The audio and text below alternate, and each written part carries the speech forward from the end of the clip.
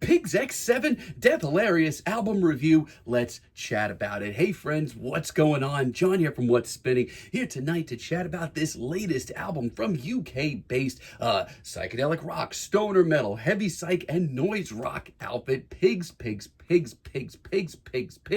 aka Pigs X7. They've been a go-to of mine since they debuted years ago, especially in the modern psych scene.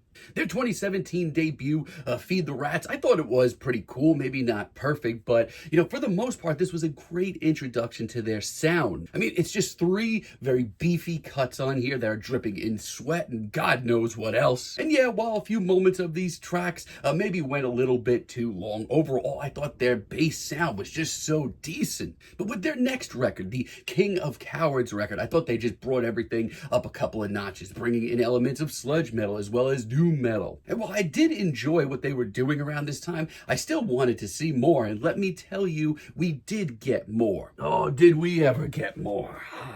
This one's a good one. Yeah, the Viscerals album, I mean, if I was already a very casual fan of what the band was doing, this just turned it up to 11. This ended up being one of my favorite records of the year by far. It was sweaty, it was over the top, it was just dripping in blood. The hooks were meaty, the production was blaring, and the band had personality to spare. Now, the last time they dropped a record with Land of Sleeper, I was very happy to see just how many more eyes were on the project this time around. And it is a very good record. I think I ended up giving it like a strong 7, and I stand by it. I mean, it's far from bad. The material that we do get here is really, really good. I just wanted to see them maybe freak out a little bit more. It didn't seem as much as an album for the weirdos, if that makes any sense. But leading up to this project, with singles like Detroit and Stitches and Glib Tongued, I thought that we were really getting something special from the band this time around. And let me tell you, we did. This album kicks off with Blockage, and let me tell you, all around, it is a fantastic intro. This one gets the blood pumping right from the word go. I mean, that rip that comes crashing in is just nasty. Not only that, but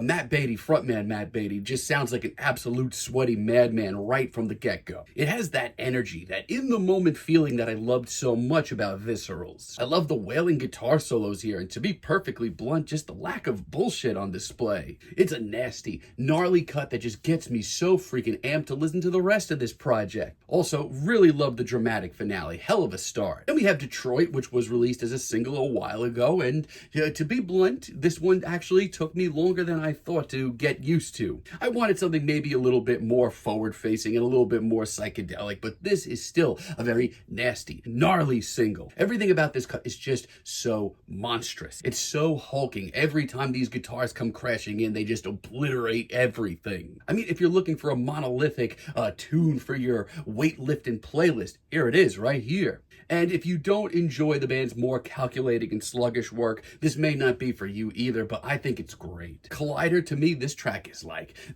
like a hug from a nice, sweaty friend of yours that's tripping on LSD in the best way. It feels like home to me, and it's a great deep cut. It's so colorful, it's so wonderfully weird. The wailing guitars, the pensive drums, and Matt's performances all continue to be thrilling. And Stitches, oh brother, this is just so good. I mean, of the 3 singles that dropped, this was the most instantaneous and the most exciting for me to hear. I love the twisted, groovy, sort of blackened rock and roll riff that we get here. And while it's explosive and very raw and colorful, it also has an absurd amount of swagger to it. And once this track gets rolling, it really doesn't slow down, and I appreciate that. The solos here are also some of the most impressive on this entire record.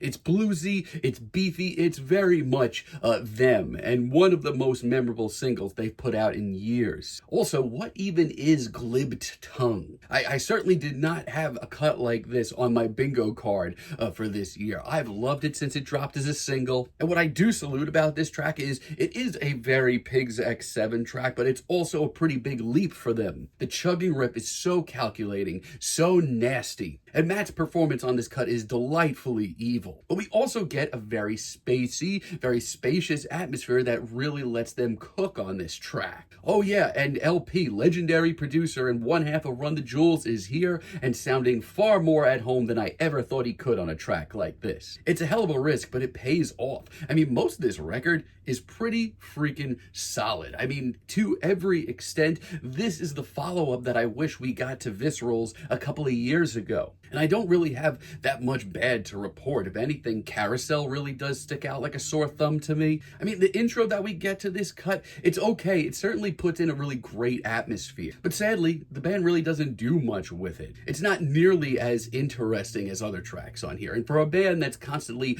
off the rails, this track comes off surprisingly safe. And over the 5 minutes of this track, nothing really happens to improve on it either, sadly. I think it's the worst cut here. But fans of the weird and the heavy, my friends, it's time to feast. The Wyrm is also really impressive all around. Hell of a risk. I mean, this is an 8-minute cut. I mean, this is a 7-minute cut. It almost brings me back to their early days. Yeah, they certainly have a lot of room to breathe on this track, but what impresses me is they don't waste a single second of it. They build tension right from the start, and every crashing instrumental comes in is just thrilling. And halfway through, when they lock in on this riff, I mean, look out. It just keeps rolling and rolling, but the band's kinetic energy and their fearlessness, man, you have nothing to be scared of. Coyote Call is also a hell of a deep cut late in the record. I mean, so much of these riffs just have this glorious, sweaty swagger to it. This track is no different. As a matter of fact, the guitar work on this track in particular is just so incredibly ear-grabbing, especially on the hook. And maybe you can argue that this track is a little straightforward for them, but for me, they have such a great sound that this is nothing but impressive. And Toecurler is another long-form track that ends off this album. It's over 8 minutes, and it's surprisingly bluesy and bruised. It sounds exhausted in the best way, like the band has just been going and going and going, and this track is just them like blowing out the chunks of whatever the hell they have left in them. It's a great sound for them as well. They do so well with it. In over 8 minutes, I can't really look away. Now, it's not the most wild finale from them, but it seems fitting. And after an album like this that has been so off the rails and everything being thrown at the wall, I could not see another track ending off this record. So yeah, in every way, I think that this is a lot more interesting of a record than Land of Sleeper. In every way, also, I wish that this was the album that followed up Visceral's. I mean, this is a nasty, gnarly, sweaty, swagger-filled album from boys that just know how to do this sound so well. They take some pretty big risks. There's a lot more long-form tracks on here, and the band just seems to just have a death grip on this sound right now. It's colorful, it's chaotic, it has a ton of charisma as well, and if you're a fan of the noisy and the weird, you're gonna wanna just sit down with this and have a good feast. Yeah, I mean, this might just be me, but I'm feeling a very light 9 on this record, but let me know what you all think down below. If you liked the video, be sure to give us a like, give us a subscribe, and let me know down below what you would like for me to chat about in the future. And until next time, have a great day, friends.